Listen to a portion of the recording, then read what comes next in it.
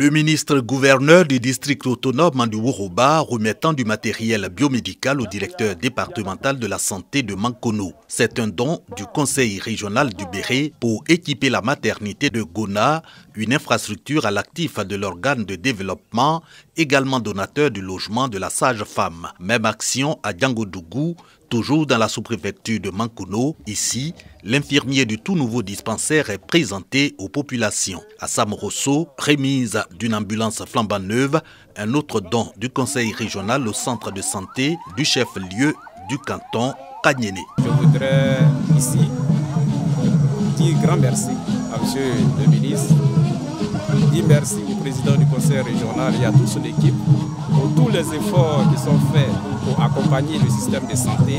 Avec le directeur départemental de la santé pour remercier le donateur des équipements sanitaires, tout le Kanyene, l'ambulance de Samorosso, le dispensaire de Diangodougou, la maternité de Gona, les logements de personnel soignant et le matériel biomédical portent à plus de 300 millions de nos francs les investissements du conseil régional dans ce canton. 11 projets d'une valeur globale de 301 millions de francs CFA au cours de ces 3 dernières années. Et pour cette année 2022, nous envisageons réaliser 3 bâtiments de 3 salles de classe chacun pour 9 salles de classe pour une valeur de 75 millions de francs CFA. Les infrastructures et leurs équipements ainsi livrés dans le canton Kanyene, des promesses du ministre-gouverneur Moussa Dosso, alors président du conseil régional du Béré.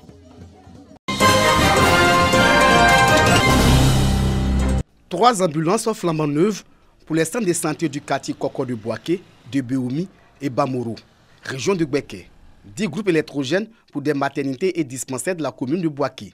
Des équipements du conseil régional de Gbeke remis par le président de la délégation spéciale, le préfet Thuyo Fosier. À travers ces équipements sanitaires, la délégation spéciale continue la mission de développement assignée au conseil régional de Gbeke. Le conseil avait entrepris déjà des achats d'un certain nombre de matériel et d'un certain nombre d'activités en matière de construction, de bâtiments, d'établissements, etc. Donc c'est cette continuité. Donc ce n'est pas le président de la commission qui fait un geste, mais c'est le conseil régional de l'époque de Gbeke qui a entamé ces projets. C'est ce que nous sommes en train de remettre et continuer leur œuvre. Ces ambulances pour faciliter l'évacuation des malades vers des centres de référence. Les groupes électrogènes assureront la fourniture d'électricité en cas de coupure. Le représentant du ministère de la Santé traduit la reconnaissance des structures sanitaires bénéficiaires à la délégation spéciale du conseil régional de Gbeke. Nous sommes engagés dans la lutte contre les décès maternels. Et l'un des problèmes que nous avons identifiés dans ce dispositif, c'est qu'on a des problèmes pour évacuer les malades. Donc l'ambulance, c'est bien l'outil qu'on utilise pour évacuer les malades. Donc recevoir une ambulance, c'est contribuer, bien entendu, à la réduction des décès maternels. Le conseil régional de Gbeke est dirigé par une délégation spéciale de 10 membres, présidée par le préfet des régions depuis le 12 juillet 2021. Le dit conseil a été suspendu par le gouvernement le 7 juillet 2021 suite à des désaccords entre les conseillers régionaux.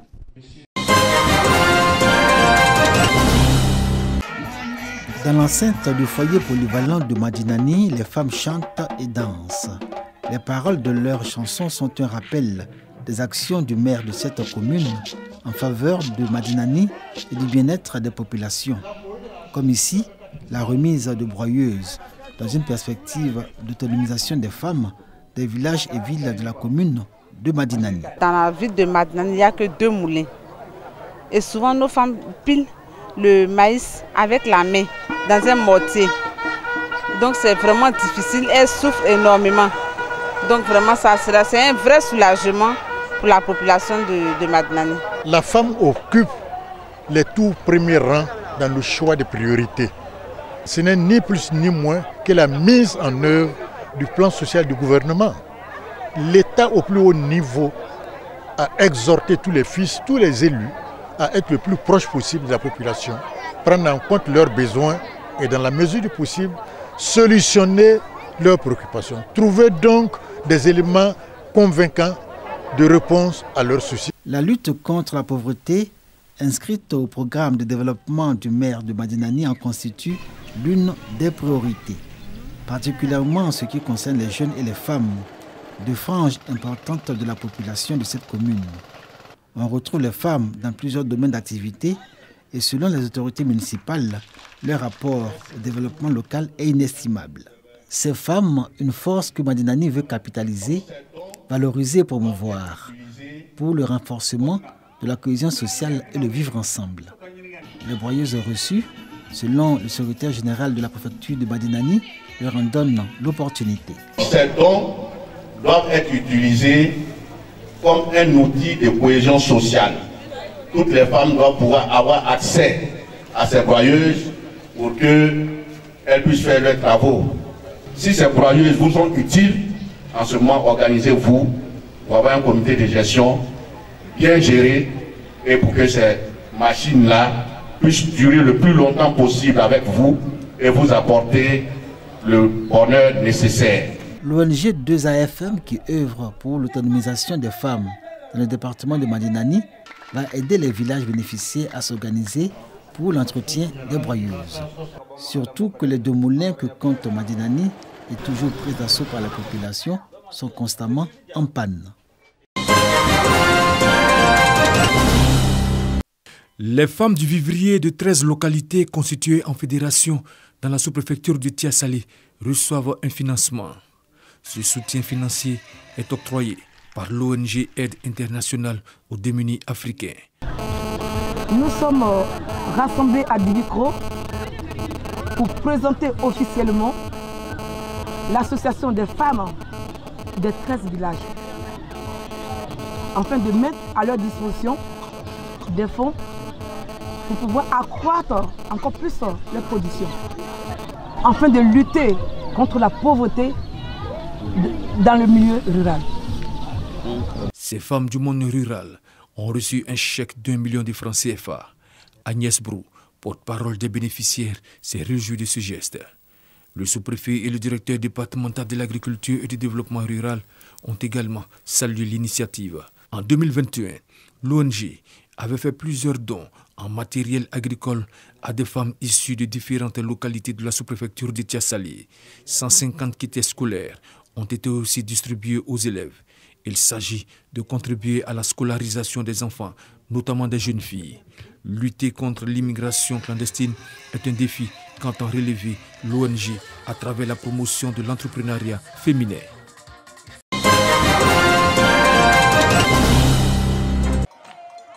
Le village d'Adaou, département de Dimokro, est désormais la nouvelle destination touristique de la région d'Inzi. Son lac artificiel et sa biodiversité marquée par la présence de borassus appelé communément le rognier, genre de palmier qui produit du vin traditionnel, mais aussi utile dans les constructions d'habitations. Deux potentialités touristiques qui ne cessent d'attirer de nombreux visiteurs en période de fête. Nous avons aménagé le bord du lac ici, ce qui nous permet de recevoir nos invités. Lorsque nous avons des manifestations au niveau du village, on fait un dîner champêtre ici. Quand madame la directrice du tourisme est venue en 2014, elle a compris que c'était un site touristique. La direction départementale du tourisme et des loisirs de Dimokro, à travers son festival dénommé Festourdim, œuvre à la sauvegarde de cette espèce de palmier. Nous avons constaté que c'est un village qui mérite d'être connu et qui mérite d'être valorisé, qui mérite d'être promu. Nous avons le rognier qui est en voie de disparition. C'est dans cette zone seulement que nous trouvons le rognier, au niveau d'Unzi. Nous avons un lac magnifique, nous avons un paysage magnifique, nous avons des danses, nous avons une tradition. Durant 3 jours, l'édition 2022 a été un véritable point d'attraction et d'opportunité d'affaires. L'initiative saluée par les autorités locales. Notre objectif est de faire de notre commune une destination prisée. Et cela est d'ailleurs une suite logique de nos activités au niveau du conseil municipal. Aussi voudrais-je vous rassurer que de nombreux secteurs d'activité de ce département rencontreront évidemment notre adhésion. Festouldim, en plus de son caractère festif, vise la promotion du tourisme intérieur et du patrimoine culturel, artistique et culinaire. Concours et jeux divers, démonstrations de danse traditionnelle et concerts d'artistes ont meublé le programme.